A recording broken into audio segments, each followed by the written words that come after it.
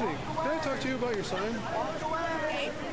Okay, it says, my health care will be the first to be rationed. Could you just kind of talk about what that means? Well, I'm sure sometime in the future, if this passes, there's just not going to be enough money for everybody. And they're going to have to ration health care somehow.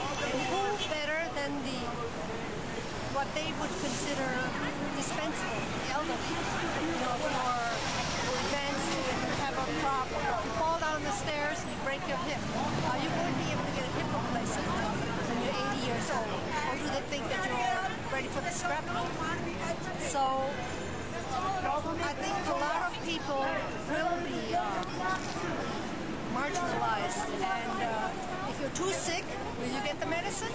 Will you get a kidney replacement? Or is there going to be a no for you because they think that you are too sick? So that's what I'm talking about.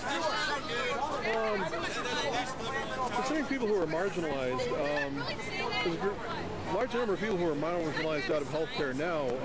What would you suggest for them? Well, how do you mean marginalized? People go to emergency rooms, and the emergency room will have to take them. Anybody. Well, for example, a friend of mine recently had cancer, and she was uninsured, so she had to pay for chemotherapy out of pocket. She couldn't go to the emergency room to get chemotherapy. Okay, why didn't she have insurance? Why didn't she think enough of herself to buy insurance? Well, insurance is very expensied. You can't get it through your employer. I mean, I'm paying for my insurance. Well, exactly. My husband paid for his insurance. Would you say that your insurance is a significant part of your income? The cost of your insurance? Well, of course. But well, I mean, you know, a lot of people consider that to be marginalized. If just paying for your insurance is a significant part of your income, that restricts what you can do. The government does not owe me a living. I mean, that is socialism. Well, then I'm kind of confused.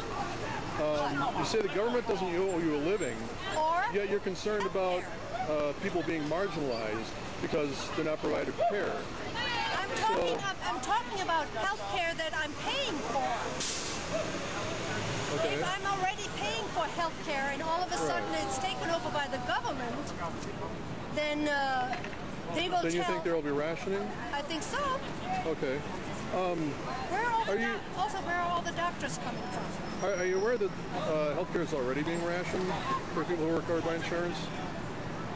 Insurance companies tell doctors a limit to how many certain procedures they can perform, things like MRIs. They'll tell a doctor you can only do 4 MRIs a month, and if he has already prescribed 4 MRIs and a 5th patient comes in and needs an MRI, and the insurance company says we're not going to pay for it, then he won't prescribe it. Well, that's never happened to me. That's rationed. That's never happened to me. I don't know where that rationing is coming from. Well, I'm not sure how you'd know that, because how would you know if you need an MRI? I mean, I wouldn't know if I need an MRI. No, but I have needed an MRI, and my MRI was paid for. I had a hip replacement that was paid for. I had just recently had shoulder surgery that was paid for. All of my therapy was paid for because I have health insurance. I pay for health insurance.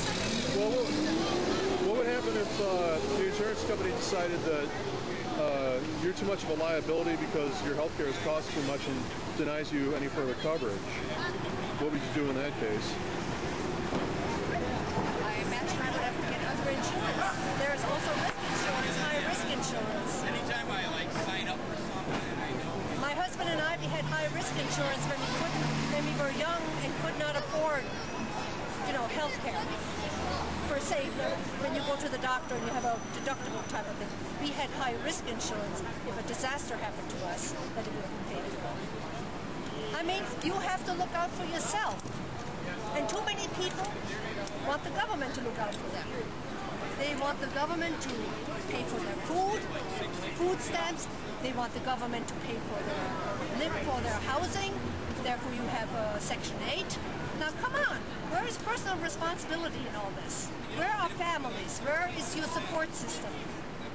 Well, I mean, a lot of people don't have support systems.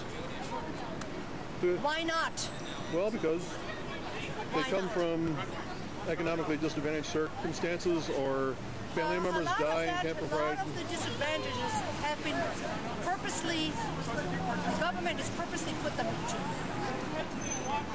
Look what happened to when the Democrats made welfare. The husband couldn't be in the house, so the husbands had to leave. The men had to go, and therefore you had nothing but women. Look at now, how many women are single-family homes? Yet they're breeding. They have kids one after the other. They have their